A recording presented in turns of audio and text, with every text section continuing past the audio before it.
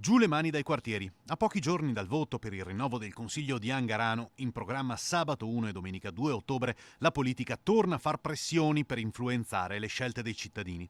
I quartieri sono il primo step dal punto di vista amministrativo e per questo devono avere un ruolo realmente super partes, perché i problemi della quotidianità non possono essere affrontati con la logica di partito.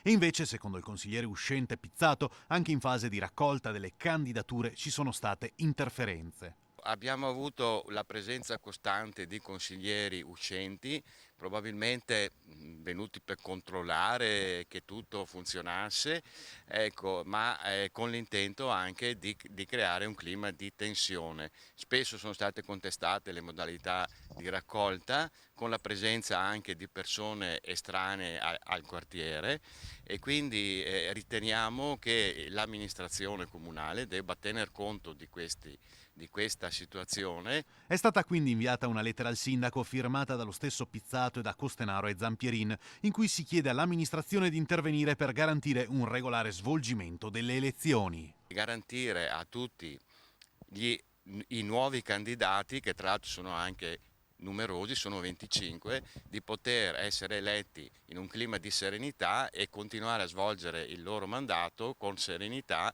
e soprattutto a favore dei cittadini e non magari di alcuni indirizzi di tipo più partitico.